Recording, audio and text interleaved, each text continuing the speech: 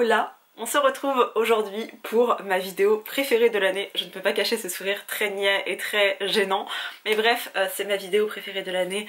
C'est le genre de vidéo, je crois, toutes catégories confondues, que j'adore regarder. Il s'agit de mon top de l'année 2022. J'adore regarder les tops. J'adore savoir quelles lectures ont marqué la vie des gens.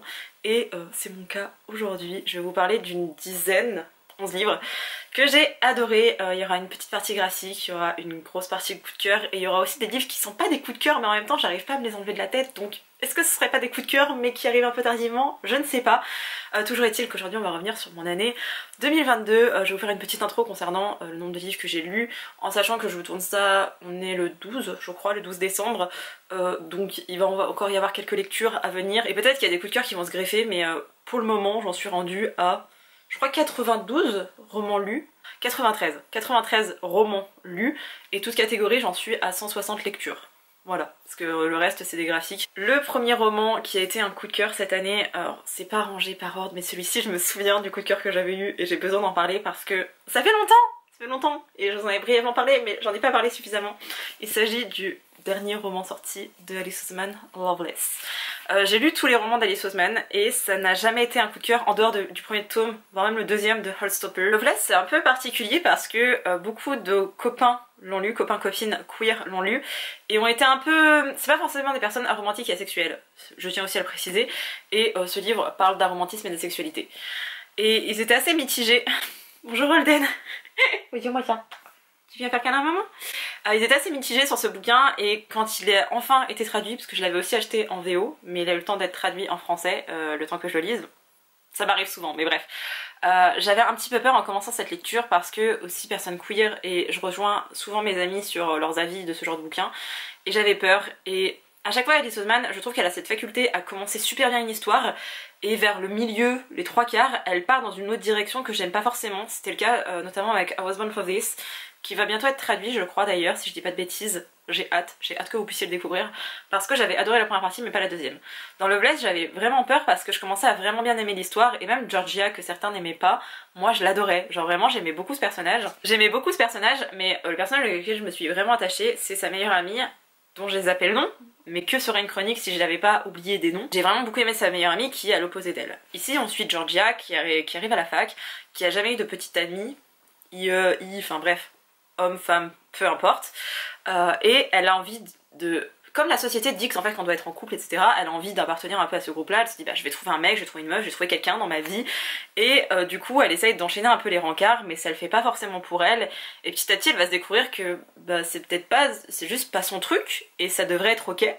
Et elle a une meilleure amie qui est sa coloc en plus, il me semble, qui est à l'opposé d'elle, qui est vraiment très dépendante des autres, etc. Et c'est sa meilleure amie que j'ai adorée. Et elle tient des discours, j'étais là, mais oui, je relate. C'était trop bien pour cette partie-là. Il est question d'amour dedans, mais c'est pas l'amour auquel on s'attend. Et c'est aussi ce que j'ai adoré, et je trouve que c'est un bon roman adolescent. Alors déjà, parler d'aromantisme et de sexualité dans un livre, je trouve ça capital. En 2022, bientôt 2023, essentiel aussi. Et c'était la première fois que je le voyais abordé sous ce prisme-là, et sur ce truc de... il y a la pression sociale, il y a la pression qu'on se met soi-même, et il y a en fait la réalité des choses où t'es pas obligé d'être en couple, genre au collège, au lycée, enfin surtout au lycée et à la fac dans ce moment-là, et surtout t'as plein de couples possibles, t'as plein d'amour possible, t'as plein de choses possibles, et j'ai trouvé ça incroyable. Et comme l'autrice est aussi aromantique et asexuelle, c'était enfin franchement un Voices de qualité, j'ai vraiment adoré. Je sais qu'il plaira pas à tout le monde, hein, mais moi je l'ai vraiment trop aimé. Je trouve que c'est un bon young adult. En fait ça faisait longtemps que j'avais pas lu un young adult aussi engagé sans l'être vraiment. C'est pas... le but c'est pas de revendiquer l'aromantisme ou la sexualité ou de dire voilà on existe, non c'est juste une histoire d'amitié qui se passe à la fac avec cette particularité là, et c'était trop bien, j'ai trop aimé. Donc voilà, c'était mon premier petit coup de cœur de l'année, et ça faisait tellement du bien. Ensuite, j'ai lu, il n'y a pas si longtemps que ça d'ailleurs, The Love Hypothesis de Ali Hazelwood. Ce roman, comment vous dire, je l'ai vu passer sur TikTok un nombre incalculable de fois, mais vraiment un nombre incalculable de fois. J'avais essayé de le lire en anglais et il y a beaucoup de termes scientifiques et j'étais un peu perdue. Ici on suit Olive, oui c'est ça, Olive qui va embrasser un mec qui s'appelle Adam. C'est oh là là mon dieu, cette scène d'entrée c'est magnifique parce qu'elle l'embrasse sans lui avoir demandé la permission. Je ne sais plus pour qui elle fait, pour quelle raison elle fait ça. Je crois que c'était pour fuir un mec, mais je suis plutôt vraiment sûre de ce truc là. Elle va embrasser ce mec, il dirait qu'il va lui dire mais tu m'as pas demandé mon accord, mon autorisation. Et il est là mais en fait c'est une agression sexuelle. Elle est là mais non mais pas du tout, c'est pas ce que je voulais et je sais que j'aurais dû te demander ton avis. Ça commence par un truc comme ça, j'étais là. Waouh, je m'attendais pas à un truc aussi bien. Si vous voulez, ici on suit Olive qui est dans un milieu universitaire où elle étudie quoi déjà? La chimie je crois. Il y a écrit que les sciences, mais il me semble que c'est chimie. Bref, elle étudie vraiment dans un domaine qui est un petit peu plus spécifique entre guillemets aux hommes. En tout cas on retrouve beaucoup d'hommes et c'est très sexiste comme beaucoup de milieux universitaires parce que là elle essaye de préparer son... Enfin elle prépare sa thèse pour son doctorat. Voilà, 7 ans d'études, une femme, milieu scientifique... ça passe pas trop. Et on voit le sexisme de plein fouet. Son directeur d'études, enfin sa directrice plutôt d'études, pareil, c'est une femme mais on sent que c'est quand même un milieu hyper masculin et il y a Adam dans l'histoire et je ne peux pas vous expliquer comment, le pourquoi de machin, mais j'ai jamais été aussi fan d'une romance de ma vie. Genre vraiment, j'ai adoré ce livre, j'ai adoré Adam qui est un personnage hyper froid avec les autres mais vraiment tout le temps. Parce que souvent on dit oui il est froid, il rencontre une meuf et d'un seul coup il s'ouvre un peu plus aux autres. Non, lui il restera froid et distant et il est comme ça et j'ai trouvé ça cool. J'ai trouvé ça cool aussi que ils tombent l'un pour l'autre mais d'une manière complètement différente. C'est drôle, c'est frais, c'est pas problématique. Justement on utilise, enfin on aborde le fait que ce soit un milieu d'hommes et que ce soit une femme et le sexisme auquel elle est confrontée, c'est pas forcément, c'est pas du tout même édulcoré et c'était trop cool. Et à côté de ça, malgré le côté lourd de cet aspect là sexiste et machiste du milieu, bah vous avez cette romance toute mignonnette qui n'est pas si mignonne que ça. Et il y a des scènes de cul, mon dieu les gars. Et pareil, Olive a une meilleure amie qui est aussi dans le domaine scientifique et j'ai trouvé ça cool parce que souvent il y a des personnages secondaires dans les romances et très vite ils sont balayés. Genre au début on les voit un peu et après on les oublie et c'est comme s'ils avaient jamais existé. Et c'est pas le cas ici, vraiment. Olive elle a 2 meilleures amies, un garçon et une fille, et on les voit tout du long de l'histoire et ils ont un rôle, et même son meilleur ami a un rôle assez important parce qu'il va être, enfin faire partie d'un couple secondaire. Mais c'est trop cool. D'ailleurs des personnages queer dedans. On valide aussi. Et je sais pas, il y a tellement d'éléments que c'était trop bien. Et je comprends les coups de cœur de tout le monde et je ne comprends pas les défauts qu'on peut lui reprocher parce que pour moi il n'en a pas. Genre vraiment c'est la romance idéale, romance hétéro, ok, un peu cliché mais pas tellement. Ah. Et l'autrice a sorti un autre bouquin en anglais. Je me souviens plus du titre mais il y a une couverture rose, je vous le mettrai quelque part sur l'écran. Il a l'air trop bien, j'attends de sa traduction parce que j'ai pas envie d'attaquer un bouquin, surtout quand je vois les termes scientifiques et tout, je sais que je n'ai pas le niveau en anglais, on va se le dire. J'ai hâte qu'il soit traduit, j'espère que Hauteville va le faire parce que c'était trop bien, c'était beaucoup trop bien, donc allez-y, foncez, lisez-le, il était trop cool. Il y a eu pas mal de diversité, certes en termes de personnages queer, mais aussi en termes de genre littéraire. Genre là je vous ai présenté un young adult, je vous ai présenté une romance, et là je vais vous présenter un essai en anglais. Oui, la dame a lu un essai en anglais. C'est un peu un essai slash autobiographie et j'ai adoré ce livre et j'en avais parlé brièvement mais j'ai besoin d'en parler encore et encore et encore. Il s'agit de I Want to Die but I Want to Eat Tteokbokki de Baek Si. Alors, j'ai appris récemment que Namjoon de BTS en avait parlé et c'était un de ses bouquins préférés. Alors je ne sais pas quelles sont les sources ou quoi. Perso, j'ai découvert à... j'oublie tout le temps, il y a une librairie à Paris, 2 livres en VO. Galliani, voilà c'est ça. Je l'avais découvert à Galliani et je l'ai acheté parce que ça avait l'air cool. Et ensuite je l'ai lu et j'étais là. C'est le livre de ma vie. J'ai jamais autant relate à un bouquin. Ici on suit du coup l'autrice qui va consulter un psy parce qu'elle serait slightly depressed. Je ne sais toujours pas comment le traduire dans un bon français, un peu scientifique et tout, parce que les termes psy, ce sont des vrais termes. Bref.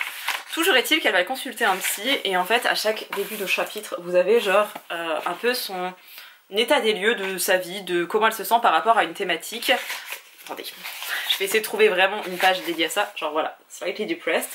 Elle explique un peu sa vie, machin, elle a sa petite consultation psy, il lui apprend des choses sur elle, elle est là, ah bon mais moi je suis pas comme ça, je suis comme ça, elle apprend à se redécouvrir, donc vous avez plus ou moins beaucoup de pages sur la psychothérapie. Alors c'est mis en scène parce que oui c'est vraiment inspiré de psychothérapie qu'elle a eu avec ce psy là, mais c'est pas non plus les conversations mot pour mot, c'est une retranscription un peu libre. Et ensuite vous avez une sorte de conclusion sur ce chapitre de sa vie qui s'associe forcément à d'autres éléments. Genre si vous êtes dépressif et que vous allez parler j'ai des problèmes familiaux, les problèmes familiaux c'est pas seulement ça qui a créé la dépression. Et en même temps, enfin genre ça peut se lier avec d'autres choses, genre on peut parler du couple, et bref. Il y a plein de choses qui entrent en jeu et c'est trop bien fait et vraiment j'ai adoré ce bouquin, c'est très abordable en anglais, vraiment très abordable. perso j'ai aimé jusqu'au chapitre 10. Le 11, à partir du 11, j'ai moins été... j'ai moins ressemblé à l'autrice en fait, c'est surtout ça. C'est pour ça que j'ai moins relate, je me suis moins associée à elle. J'ai moins... Voilà. Il y a aussi le fait que ce soit de la culture coréenne, donc c'est pas du tout notre culture. Et ok, j'apprends à connaître la culture coréenne via des reportages, des documentaires et des K-dramas aussi, parce que vous connaissez ma passion pour les K-dramas. À côté de ça, c'est pas une culture à laquelle je m'associe, à laquelle j'arrive à m'identifier, genre le truc de... Enfin bref, les standards de beauté auxquels je n'appartiens absolument pas. Il en est question aussi dedans, il est question aussi de la famille, mais pas sous le même prisme qu'en France forcément. Et du coup ouais, ça se détache un petit peu et je me suis moins retrouvée là-dedans, mais j'adorais les réflexions qu'elle avait et tous ces trucs où à chaque fois qu'elle notait quelque chose de particulier chez elle, elle était là, ah bah alors... si je suis un peu comme ça, si je me regarde beaucoup, je suis narcissique et donc j'ai un trouble de la personnalité narcissique. Et elle était là, voilà, j'étais voir le psy et je lui ai dit que j'avais un trouble de la personnalité narcissique et en fait non, il m'a juste expliqué qu'on était tous narcissiques, qu'on se regardait tous un peu le nombril, mais que là où on va être dans un trouble de la personnalité, c'est si on a ça, ça, ça, et que ça engendre des troubles en fait dans ta vie, ça perturbe ta vie de tous les jours. C'est à partir de là qu'on est dans le côté pathologique de la chose et c'est trop bien fait. Et c'est très bien expliqué parce que en plus, l'autrice, à ce moment-là, elle a genre une petite trentaine d'années, genre 25-30 ans, mon âge, et aussi l'âge où tu te cherches parce que avant, à 25-30 ans, vous étiez marié avec des gosses et que vous étiez un peu dans le cycle de la vie où tout le monde faisait ça. Maintenant, 25-30 ans, c'est tu finis tes études, tu commences tes premiers jobs, tu commences un peu à te poser, et en même temps, tu te sens complètement en décalage par rapport aux autres parce qu'il y a des personnes qui ont eu des enfants plus jeunes, qui ont fait moins d'études, ou alors qui en ont fait mais différemment, ou qui ont voyagé, et toi t'es là genre... qu'est-ce que je vais faire de ma vie? Et j'ai trouvé ça trop cool, vraiment c'était trop bien. Donc allez-y, lisez-le, c'était trop bien, mangez les tteokbokki, c'est trop bon, et voilà. On va partir sur un autre young adult que j'ai lu cet été je crois encore. Vraiment cet été ça a été assez prolifique. Je l'ai adoré, mais vous imaginez même pas à quel point je l'ai aimé et à quel point j'ai littéralement crié quand c'était la fin. D'ailleurs j'avais montré ça dans un vlog, mais bref. Je sais toujours pas dire le nom de l'autrice, donc vous me pardonnerez, c'est After Love de Tanya Byrne. En fait on dirait que je suis allemande alors que j'ai... Bref. C'est une romance queer, lesbienne, saphique. Je pense que si ça avait été une romance hétéro, enfin il y avait un couple hétéro, ça m'aurait fait le même effet, mais j'ai quand même adoré. On suit Ash qui va avoir un accident. Je crois que c'est ça, elle va avoir un accident de la route, je ne sais plus, bref. Elle va avoir un accident et elle va mourir, sauf qu'elle ne va pas rejoindre le monde des morts ou je ne sais pas quoi. On sait pas trop ce qu'il en est de ce qu'on arrive après la mort, elle va devenir une faucheuse. J'adore l'univers des faucheuses, genre vraiment. Regardez le drama Tomorrow, il est incroyable aussi. Bref, et la particularité de Ash, c'est que elle va vouloir retrouver ses parents et ses proches et machin. Alors on va pas savoir ce qui s'est passé avec ses parents. Je suis un peu triste de pas avoir eu l'après, genre comment ses parents ont vécu sa mort, etc. On va retrouver Poppy, qui était sa copine. Et chose un peu bizarre, c'est que Poppy va la voir. Et Poppy va se rapprocher d'elle, alors que normalement quand vous êtes une faucheuse, les humains ne peuvent pas vous voir. Et il y a une petite condition, c'est-à-dire que quand vous êtes faucheuse et qu'un humain peut vous voir, c'est-à-dire qu'il va bientôt mourir. Voilà. C'est très gai comme lecture, j'adore les romans fantastiques en young adult, c'est vraiment genre ma cam, c'est avec ça que j'ai vraiment commencé à lire. J'adore, je suis pas méga fan des univers de fantasy parce que j'ai du mal à imaginer un monde qui n'est pas le mien, enfin genre un truc déconstruit. Quand c'est notre réalité à nous avec une part de fantasy, enfin de fantastique, oh là là mon dieu, j'adore. Et je trouve ça rarement bien fait, ou en tout cas je trouve que l'univers est jamais trop étoffé quand c'est en un tome. Et là c'était trop bien, c'est un tome unique. Et c'est trop bien, c'est vraiment trop bien. J'ai adoré les personnages. Ash, je l'aimais trop, mais alors Poppy, oh là là. Et puis elles ensemble, toutes les deux, elles sont... Voilà, j'ai adoré ce livre. À chaque fois que j'adore un livre, je ne sais pas le vendre, mais il était beaucoup trop bien. C'est beaucoup d'amour et c'était trop mignon. Et il est aussi question d'amitié et il y a... Ah, vraiment, c'était beaucoup trop bien. Donc lisez-le, il était trop cool. Un autre livre que j'ai adoré, qui a rien à voir avec ce que je vous ai présenté jusqu'à présent, c'est aussi de la non-fiction. Et je pense que je vais un peu plus aller dans ce genre-là, surtout pour des bouquins coréens. Parce qu'en fait c'est aussi un livre coréen, traduit. Il s'agit des Mensonges de Sewol de Kim Tae-hwan, voilà. C'est un récit, je sais même pas comment le qualifier. Bref, le Sewol c'est un navire qui a coulé en 2014 et à son bord il y avait à peu près 300 personnes je crois, peut-être plus. Non, s'il fait 304 victimes, il y avait plus de personnes que ça sur le bateau. Mais il y avait essentiellement des jeunes, des lycéens qui étaient là en vacances, en voyage, en excursion scolaire. Ça a fait scandale, c'est un vrai drame. D'ailleurs récemment je crois qu'il y a des youtubeurs, youtubeuses qui ont fait des vidéos là-dessus parce que ça a été très mal géré par la Corée, par le système coréen, le milieu coréen, la Corée, tout simplement. En gros, le Seawall, il a coulé et on a dépêché du coup des plongeurs de ce qui est l'équivalent de la gendarmerie en France, quoi, sur place, et il y a eu très peu de sauvetage. Rebonjour Holden, je suis contente de te revoir, tu vas encore monter sur mes livres. Il s'est passé ça, nous on va suivre une équipe de plongeurs privés, donc une compagnie privée qui n'appartient pas à l'État, au gouvernement coréen. Et je crois qu'ils débarquent 10 jours après la catastrophe. Et clairement ils se sont dit 10 jours après, je suis pas sûre qu'on va retrouver beaucoup de survivants quoi. Ils commencent à plonger les gars et en fait ils comprennent assez rapidement qu'ils sont pas là pour repêcher, pas pour trouver des rescapés, mais pour repêcher des corps. Donc déjà en tant que plongeur, quand tu vas plonger pour ne pas sauver la vie de quelqu'un mais pour juste ramener des corps, c'est pas la même mentalité, c'est pas la même psychologie. Les pompiers font aussi ça parfois en France, quand vous devez, enfin même les médecins ou peu importe, quand vous devez récupérer des corps c'est pas la même chose, enfin c'est pas le propre de ton métier, c'est pas d'aller récupérer des corps morts, c'est quand même de sauver des vies. Donc c'est un peu... Voilà, psychologiquement c'est dur. C'est pas un roman autobiographique, mais l'auteur s'est vraiment renseigné sur le sujet, il a rencontré des plongeurs et il compte tout ça. Je crois que c'est la première personne si je dis pas de bêtises. Il y a pas mal de témoignages à différentes dates, etc. Enfin bref, on voit plusieurs personnes de différentes brigades, je sais pas comment on peut dire, qui interviennent là-dedans. C'était hyper lourd comme récit parce que il y a plein de choses qui rentrent en ligne de compte, c'est-à-dire qu'on va demander à des plongeurs de plonger plusieurs fois par jour, de faire des roulements, genre un peu comme le 3-8 qu'on faisait, je sais pas si ça c'est toujours en France, mais bref, ce rythme de travail où genre vous avez 8 heures vous bossez, 8 heures de repos, 8 heures vous bossez, c'est un peu ça, mais version plongée. Sauf que quand vous faites de la plongée, et surtout selon les pieds que vous descendez, genre le niveau où vous allez dans la mer, vous avez besoin d'un certain temps de repos, pas parce que oh là là ça fatigue de plonger, mais parce que votre corps souffre en fait. Vous avez pas assez d'oxygène, vos os peuvent réduire, et vous avez pas mal de, enfin ça engendre pas mal de soucis d'ordre de santé en fait, d'ordre médical, et donc on va leur demander un rythme hyper intense, et d'eux-mêmes ils vont se porter un peu volontaires pour ça, parce qu'ils vont côtoyer plus ou moins les parents des victimes, et qui vont leur dire mais je veux le corps de mon enfant pour pouvoir faire mon deuil, et ça se comprend tout à fait, t'as besoin d'avoir un truc dans le cercueil quoi. Même s'il y a beaucoup de crémations en Corée, bref, peu importe. J'ai besoin d'avoir un corps, j'ai besoin d'avoir le corps de mon enfant, j'ai besoin de... Sauf que aller identifier un corps qui est resté plusieurs jours dans la mer, avec les courants marins, avec les poissons et tous les végétaux aussi, et avec tout le brassage qu'il y a eu de la part aussi des secouristes et des médias et peu importe. Or, c'était hyper poignant. Il y a aussi un côté judiciaire dedans que j'adore. J'adore les trucs judiciaires maintenant, je suis devenue ce genre de personne. Où bah, on va condamner en fait les plongeurs et les sociétés privées de ces plongeurs parce qu'ils auraient pas dû faire ça. On leur dit vous avez été sur place pour récupérer des corps, mais en même temps vous auriez pas dû le faire. Vous avez trop donné de vous-même, mais en même temps c'est ce qu'on vous demandait. Mais voilà, et on va chercher un peu tout ça, et on va aussi suivre les dommages en fait sur ces plongeurs, les dommages psychologiques, parce que aller ramasser des corps d'adolescents dans l'eau, c'est voilà, c'est assez dur, hein. C'est des centaines de corps qui ont été retrouvés. J'imagine un peu, enfin vous imaginez je pense l'état des plongeurs en question, et physiquement, à cause de cette plongée intensive, ils ont aussi souffert de ça. Pareil, à un moment donné, ils mélangent un peu les plongeurs des sociétés privées et publiques, et genre dans le public ils avaient le droit à des temps de repos, là où dans le privé on leur disait allez, allez-y.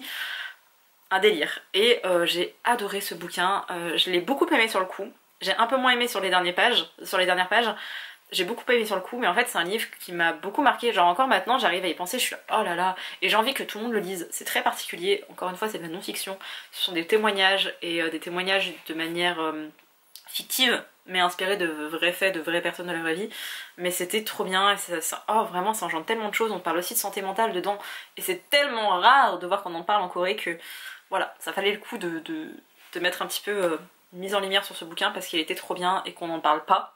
En même temps, l'Asiatech, j'en ai jamais entendu parler. Je crois que je l'avais vu sur le compte, le compte Instagram de la librairie Le Phénix. Vous savez que cette librairie, c'est ma vie. Et ils avaient fait une petite mise en lumière dessus et c'était trop bien. Donc je pense que je vais aller me renseigner sur d'autres livres déjà de l'auteur. Et en plus de ça, de la maison d'édition parce que c'était vraiment très très chouette. Et très marquant et très dur. Et en même temps, c'est important de connaître ce genre de choses historiques. Donc voilà. Et le dernier roman non graphique de cette année, c'est même... J'aurais pu mettre l'autrice parce que vraiment l'autrice... Incroyable coup de cœur pour sa plume et pour ses histoires et tout ça, mais ce roman-ci, c'est le premier que j'ai lu de l'autrice, c'est peut-être aussi pour ça. Il s'agit des Enfants du silence de Ji Hong-gong, qui est un roman qui est inspiré de faits réels, mais qui reste de la fiction. Ici, on suit... je ne sais plus... Ino. On suit Ino, qui est un homme qui est marié, qui a un enfant, et il ne trouve pas de travail. Il est professeur, il est instituteur, il est prof, voilà.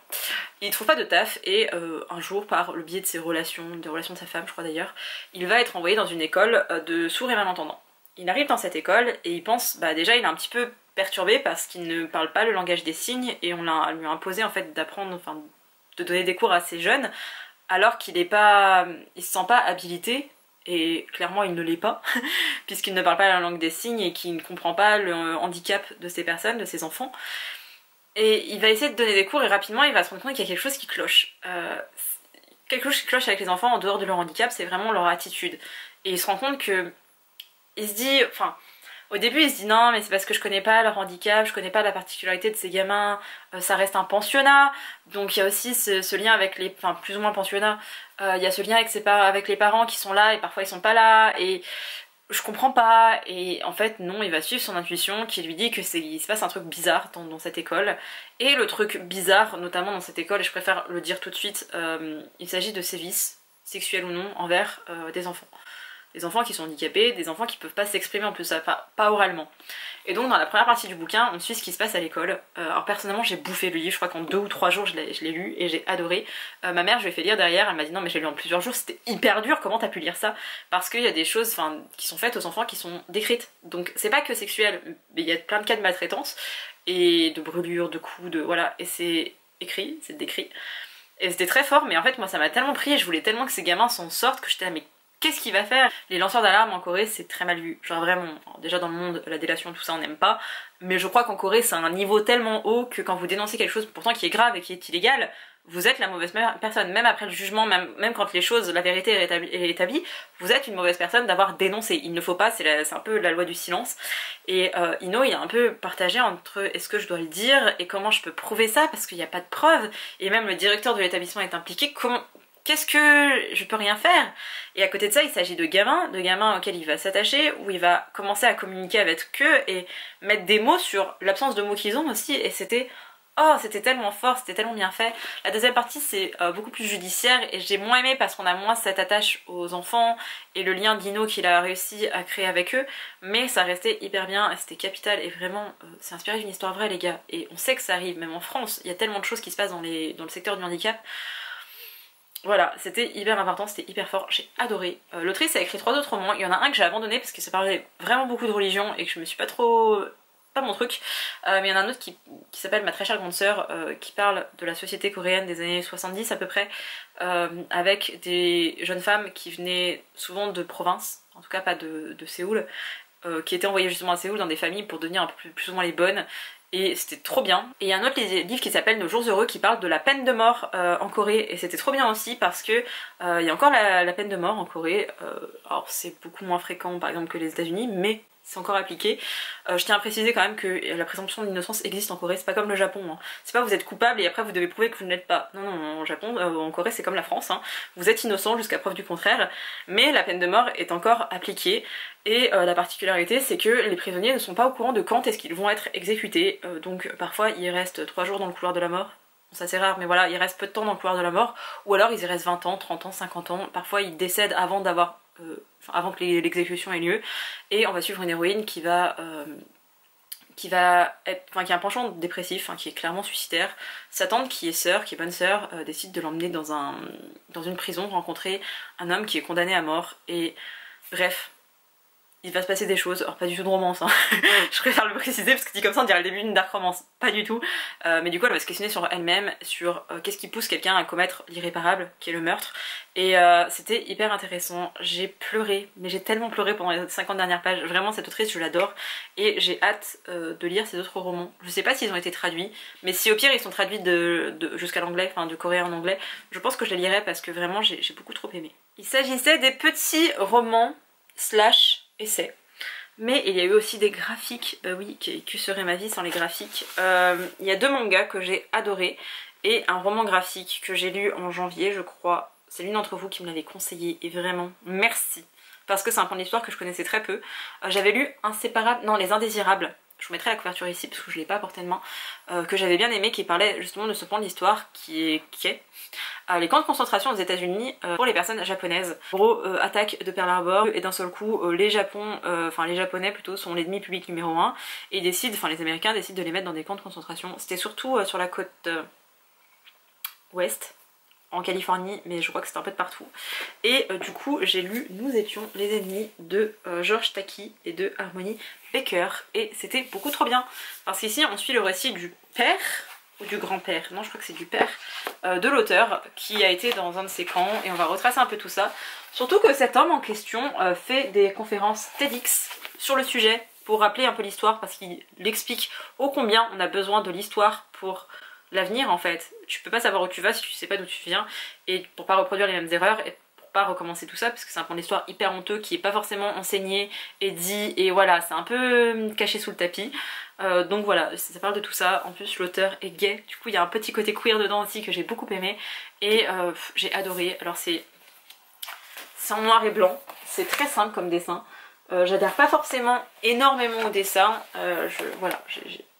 ça me faisait penser un peu à un manga dans ce côté-là, mais l'histoire était tellement prenante.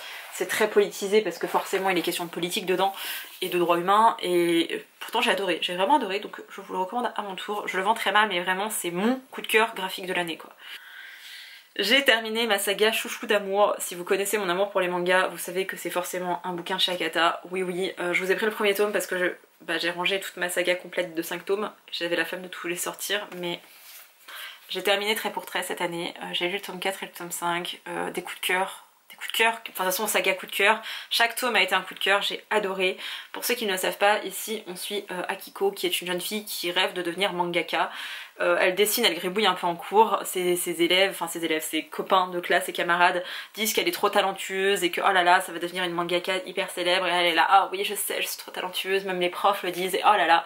Et un jour elle décide d'intégrer une école, enfin plutôt une sorte de cours d'art en dehors des cours, et très vite son prof va lui dire que ce qu'elle fait c'est de la merde et qu'il faut qu'elle reprenne toutes les bases parce qu'elle ne sait pas dessiner, elle ne sait pas peindre, elle ne sait rien faire. Son prof est très particulier, c'est un vieux monsieur, je crois qu'il a une cinquantaine d'années, ouais.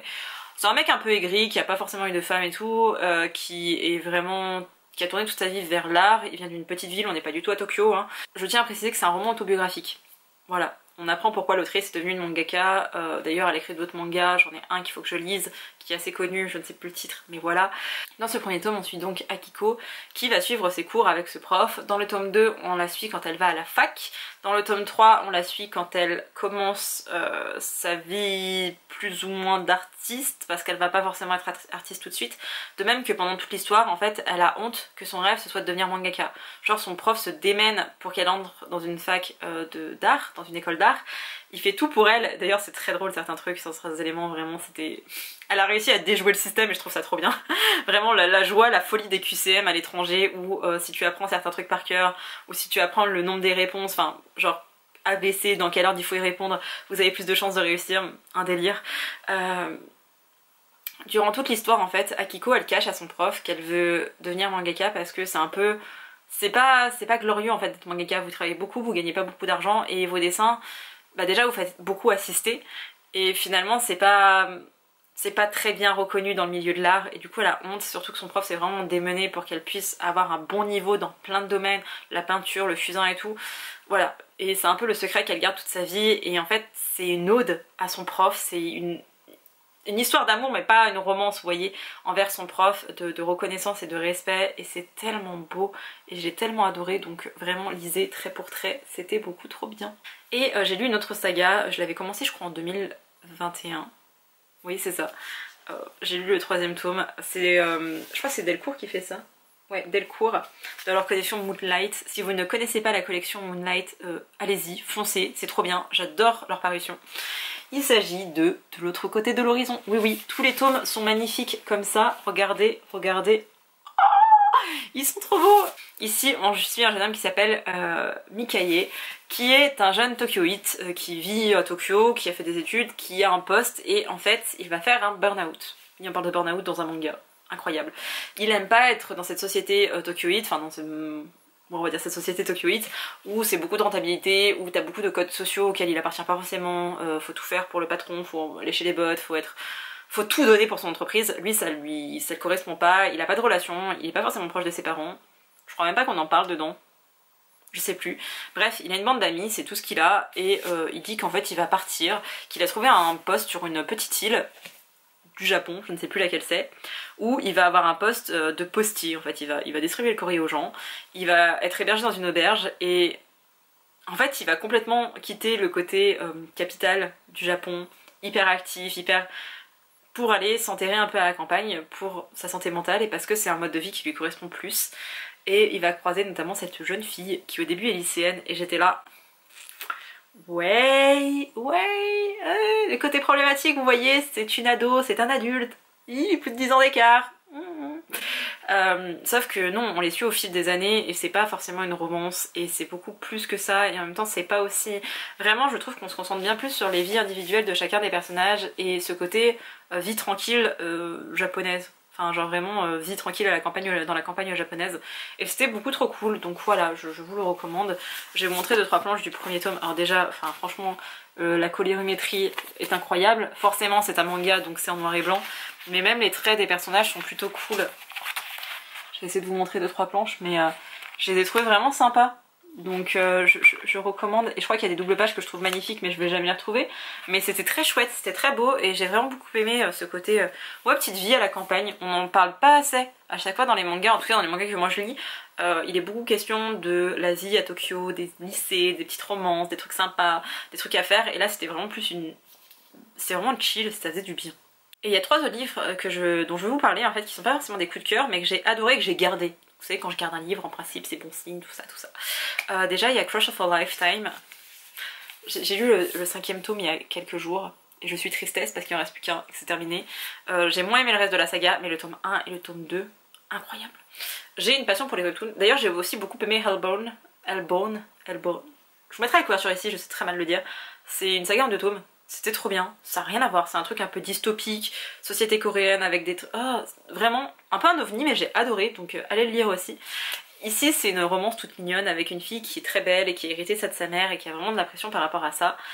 Et un garçon qui est un peu mis de côté, mais pas forcément... Je sais pas comment vous expliquer ça. Bref, elle cherche l'amour désespérément, elle est connue sur les réseaux et voilà, et c'est très drôle en fait l'écart qui est entre vraiment le pont, mais vraiment ils sont diamétralement opposés et c'est juste un truc trop mignon. Comme c'est un webtoon, comme c'est coréen, c'est colorisé et voilà, c'est trop beau, j'ai adoré, c'est tout mignon, j'adore les sujets que ça aborde, c'est pas incroyable vous voyez mais ça passe bien. Je sais, il faut que je lise des webtoons sur internet parce que c'est con d'en acheter en papier, mais K-Books les meilleurs pour ça, donc ça me dérange pas de leur donner mon argent. Un autre livre que j'ai lu il y a un moment et que j'ai adoré et en même temps qui m'a beaucoup perturbée, je pense que c'est parce qu'il m'a trop perturbée que ça peut pas être un coup de cœur.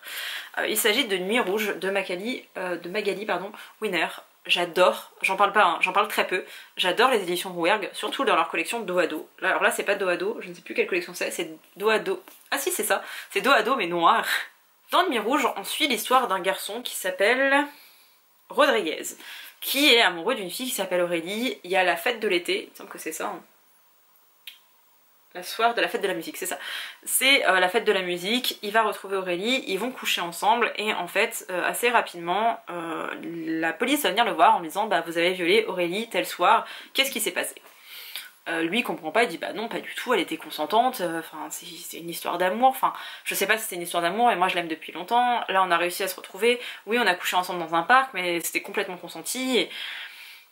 Les jours passent et en fait il y a un procès qui va avoir lieu, il y a tous les éléments qui sont contre Rodriguez et la première partie de l'histoire concerne Rodriguez. Et en fait je m'attendais tellement pas à ce revirement parce que vraiment c'est une histoire d'amour et on nous le décrit comme une histoire d'amour et en fait non, c'est un viol et je sais même pas comment vous le qualifier parce que vraiment l'histoire est vraiment contée du point de vue de Rodriguez en vous disant bah non, on voit bien qu'elle lui donne des signes qu'elle veut coucher avec lui. Et après nous avons le point de vue de Aurélie qui avance dans l'histoire, donc elle revient légèrement sur ce qui s'est passé, mais elle avance surtout dans les années. Donc là ça se passe la fin, je crois que la fin de leur lycée, un truc comme ça. Donc ils ont genre 18 ans et on la suit jusqu'à ses 25 ans, un truc comme ça, vraiment, enfin quand elle est en études supérieures en tout cas. Et on va voir comment cet événement a dicté toute sa vie et a gâché sa vie aussi. Et c'était hyper intéressant et hyper troublant parce que vraiment au début on est du point de vue de Rodriguez et quand on voit son point de vue à lui on se dit mais c'est une histoire d'amour, pourquoi Et vraiment je comprenais pas, j'étais là mais pourquoi on nous parle de viol, c'est pas un viol. Et en fait tu comprends que c'est juste lui qui a cru, qui a interprété les signes d'une certaine manière, alors que de la part d'Aurélie c'était juste le mec un peu lourd qui a essayé de repousser, et que lui il arrêtait pas d'empiéter un peu sur elle, elle arrêtait pas d'être intrusif, et on s'en rend pas compte du point de vue de Rodriguez parce que pour lui c'était normal, et que c'est tellement, enfin vraiment c'est banalisé, et j'étais mais tellement, mais je m'attendais pas à ça, je me suis dit oh c'est une petite histoire plus ou moins d'amour, pas du tout, c'est l'histoire d'un viol, et ça montre ô combien la culture du viol est présente dans nos sociétés, en France notamment, mais dans plein de pays en fait, de ce truc de comment on interprète les signes, le ah non je ne veux pas, et un peu déjouer le non, ou l'absence de non, mais les gestes, genre tu sais quand t'es ok pour avoir une relation sexuelle ou pas, et c'est tellement, ah c'était trop bien de dire ça, et c'était tellement perturbant, ça me faisait penser aussi à, d'ailleurs ils sont... Hop. Ça m'a fait beaucoup penser à Une fille facile de Louise O'Neill. Ici on suit un viol collectif, et parce que c'est des personnes influentes, enfin plus ou moins influentes dans la ville, je crois que ça se passe à Dublin, je suis même pas sûre. Je sais que ça se passe en Irlande c'est sûr, Louise O'Neill est irlandaise. C'est une fille qui va se faire violer, un viol collectif, alors qu'elle a bu, et du coup c'est genre oui mais elle avait bu, et elle nous a pas repoussé et machin, et ça représente un peu ça, et j'adore ce genre de bouquin, mais en même temps je pourrais jamais dire qu'Une fille facile c'est un coup de cœur, pourtant il est encore dans une bibliothèque, et lui c'est pareil, je peux pas dire que c'est un coup de cœur parce que ça m'a trop perturbée, mais c'était très bien fait, donc en même temps j'ai adoré, et c'est bizarre d'adorer ce genre de livre, mais j'ai adoré le point de vue et l'explication, et vraiment pour des ados, de lire ça et de se dire, tu crois parfois que la personne veut, mais en fait non, elle veut pas. C'est juste toi qui as tellement envie de quelque chose que... C'est comme quand il vous arrive un truc dans la vie, vous dites ah bah c'est un signe. C'est un signe parce que vous avez décidé que c'était un signe. Autrement c'est pas un signe, c'est juste un hasard qui vous arrange bien. C'est un hasard heureux quoi. Et c'est un peu la même chose là-dedans. Oh, vraiment c'était trop bien fait, donc lisez-le. Je m'attendais clairement pas à ça, et ce que j'adore chez Rouergue c'est que ok c'est dédié, enfin plus ou moins destiné aux adolescents, mais c'est vraiment une écriture un peu adulte. Enfin c'est pas des ados genre 12 ans. C'est plutôt des ados 15+, c'est du young adult, voire du new adulte sur certains aspects, et c'était vraiment incroyable, vraiment j'adore cette maison d'édition, suivez-les, vraiment Rouergue. Et un autre livre qui aborde une thématique assez importante et assez grave, qui m'a fait beaucoup penser à R. Kelly, et d'ailleurs l'autrice dit que ce n'est pas inspiré de R. Kelly, même si ça y ressemble, je pense que vous avez compris de quel livre je veux parler. Je l'avais lu quand j'étais aux Pays-Bas, donc... C'était au mois de mai. Il s'agit de Ground de Tiffany D. Jackson. D'ailleurs bientôt il y a un autre de ses livres qui va être traduit et j'ai très hâte. Ici on suit Enchanted qui est une jeune fille noire du coup qui va se faire repérer par un chanteur slash rappeur très connu. Rappeur, la star légendaire de R&B. Et très vite va se tisser une relation très malsaine. Alors déjà Enchanted a de la chance d'avoir des parents et de manière générale une famille très présente, très impliquée, qui veulent pas justement qu'elle parte un peu comme ça en tournée, ou qu'elle va le faire repérer. Déjà ses parents voulaient pas spécialement qu'elle essaye, enfin qu'elle tente sa chance dans le milieu de la musique, parce qu'ils sont là-bas, non, t'es au lycée, continue tes cours, ça c'est un hobby, oui tu chantes bien, mais bon, il y en a plein qui chantent bien, tu vas pas réussir juste parce que t'as une belle voix, c'est pas comme ça que ça marche le business, et on veut pas ça pour toi, on espère un meilleur avenir pour toi. En tant que femme maintenant, je me dis ouais complètement, assure-toi un avenir, et en tant que l'ado que j'ai été, j'étais là mais... Je comprends en fait, à chaque fois que Enchanted était là, oui, ils comprennent pas ce que je veux vraiment, ils savent pas ce que c'est, ils sont déconnectés de la réalité, peut-être qu'à leur époque c'était comme ça, mais maintenant c'est comme ça, j'étais là, ouais, vas-y Enchanted, et en même temps je voyais les red flags comme ça en train de se faire genre, non, n'y va pas, c'est dangereux, c'est un adulte, il a pas, tu sens qu'il a une emprise déjà sur elle parce que c'est une star légendaire, qu'elle est fan de lui, du coup c'est une dévotion, mais qui est tellement, oh là là, vraiment, il y a tous les signaux qui s'allume quoi, et elle voit rien, elle fonce dedans. Ses parents vont légèrement lâcher du lest parce qu'ils se rendent compte que s'ils sont trop ils ont trop la main mise sur elle, ils vont la perdre en fait, elle va pouvoir faire ce qu'elle veut une fois qu'elle sera adulte et ce sera pire, donc ils essayent de lui donner un petit peu de mou, sauf que plus il lâche du lest comme ça, plus elle s'enferme dans les griffes de ce chanteur qui est complètement toxique, qui va l'hypersexualiser, qui va lui dire ce qu'elle doit porter, comment elle doit faire les choses, et en fait son rêve de devenir chanteuse, ça devient limite de l'esclavage moderne, parce que vraiment elle est réduite comme une esclave en fait, elle est vraiment à sa portée, et oh vraiment j'en ai encore des frissons parce que c'était hyper bien fait, genre l'emprise psychologique d'un homme adulte sur une jeune fille, c'était trop bien fait. Il y a plein de choses qui sont abordées dedans, comme je le dis, moi ça m'a fait penser à R. Kelly dans les remerciements, elle en parle, allez vous renseigner sur l'affaire si vous ne connaissez pas, mais ça fait penser à plein d'affaires moderne, même encore maintenant il y a des histoires qui se passent avec des youtubeurs notamment, où c'est vraiment ça, c'est tu adores quelqu'un Et alors déjà il y a la différence d'âge qui est problématique quand vous avez une personne, surtout quand vous êtes adolescent. Quand vous avez 40 ans et que vous rencontrez quelqu'un de 50 ans, vous êtes à peu près sur un même pied d'égalité. Quand vous avez 15 ans et que vous rencontrez quelqu'un qui en a 25 ou 30, c'est pas la même chose. Et on peut me dire oui mais moi, mon frère, ma soeur, moi j'ai rencontré mon mec. Ouais ok, tant mieux, félicitations, vous avez rencontré l'exception. Mais c'est bizarre, genre d'ailleurs Demi le chante très bien dans sa chanson 29. C'est problématique quand vous êtes jeune et que vous n'avez pas le recul et la maturité nécessaire pour vous rendre compte de certaines choses, et c'est encore plus problématique quand quand une personne a une influence sur vous. Donc vraiment ceux qui glamourisent, ceux qui adorent les romances prof-élève, moi ça m'a toujours... la personne a un certain ascendant sur vous de par sa fonction, là-dedans de par son statut de célébrité. Et ouais, c'est la fan qui adule la personne, et je sais que oh combien de personnes ont pu profiter de combien de célébrités, combien de chanteurs, artistes ont pu profiter de cette notoriété pour coucher avec des gens qui étaient fans d'eux. Quand ça reste vraiment en pleine conscience, ok, je trouve ça toujours un peu bizarre mais ok, quand c'est sur des jeunes, qu'ils soient adultes ou pas, hein. Déjà quand ils sont pas adultes, détournement de mineurs, mais même quand ils sont adultes, quand vous avez 18 ans et que la personne a 35, et que vous êtes fan, si vous avez 17 ans et 11 mois, ou si vous avez 18 ans et 1 mois, ok techniquement vous êtes un adulte, mais vous avez pas forcément la même maturité, et c'est vraiment, pour avoir été une fanatique, genre une méga groupie et tout, il y a un côté hyper malsain et c'est très bien retranscrit là-dedans, et en même temps c'est pas moralisateur, c'est pas genre oh Enchanted, quelle conne qu'elle se soit laissée avoir, et c'est pas oh lui le méchant, enfin vraiment c'est très bien dépeint, parce que oui c'est le méchant et c'est dépeint que ce soit le méchant, mais on voit vraiment l'emprise psychologique, et je trouve ça hyper important, parce que quand on parle de violence faite aux femmes, on a toujours un peu ce cliché de mec bourré qui va taper sa femme et la femme va rester parce qu'elle a les enfants, et je veux bien que ce cliché soit vrai, parce que ça représente une bonne partie des victimes, mais c'est pas juste un mec alcoolique, c'est pas qu'un mec avec des troubles psy, c'est pas que ça, et c'est pas qu'une mère de famille, et c'est pas que des coups. D'ailleurs on parle de violence, parce qu'il y en a plusieurs, et que c'est pas forcément des coups, ça peut être aussi de l'humiliation, c'est beaucoup, enfin c'est une emprise psychologique avant d'être une atteinte physique, et c'est très bien retranscrit là-dedans, et ça faisait du bien de lire ça, même si c'était hyper triggerant. Je sais pas si c'est très français, mais voilà, on parle quand même d'agression sexuelle, je crois qu'il y a aussi question de viol dedans, j'ai un petit doute, mais voilà, l'emprise psychologique est super bien dépeinte, et ça m'a beaucoup marqué, donc voilà, je voulais quand même qu'il fasse partie de ce top, parce que j'en ai pas parlé, alors qu'il était cool, et que c'est chez Hugo New Way, parce que vous savez que j'adore cette petite collection, qui a pas trop sorti de titre cette année, je suis un peu triste quand même, mais voilà. Bref, c'en est enfin tout de cette très longue vidéo.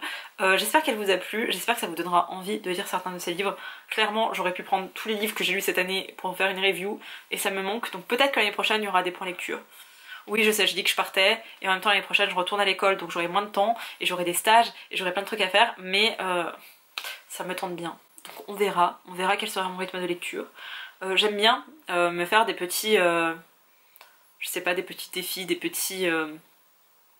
objectifs pour l'année à venir, même en matière de lecture, mais l'année 2022 a été tellement pleine de surprises en termes de lecture. Je pensais que le Young Adult c'était plutôt tout fait pour moi parce que j'arrivais pas à avoir des gros coups de cœur ou des trucs qui me plaisaient bien, et en fait j'en ai lu plein qui m'ont plu, même des romans jeunesse, il y en a plein qui m'ont plu et qui étaient avec des vrais messages. Je vous ai pas parlé de Mémoire de la forêt, mais j'ai vraiment adoré et j'ai hâte d'avoir le tome 2. Je crois qu'il sort cette année, oui il sort en 2023, donc hâte, très hâte. Normalement je devrais le recevoir par l'école des loisirs, donc très contente. Et je vais encore découvrir des romans japonais et coréens, et un peu plus d'Asie, un peu plus grand, un peu plus éloigné, parce que là, voilà, je vous ai pas parlé non plus de mon livre, l'un de mes livres chouchou qui est taïwanais. Cette vidéo aurait fait 3 heures et j'en ai déjà parlé dans ma vidéo recommandation des livres asiatiques. Si vous l'avez pas vue, elle sera en barre d'informations. Il s'agit des Enfants des riches. Bref, j'arrête là, j'espère que cette vidéo vous a plu et je vous dis à bientôt pour une prochaine. Bye!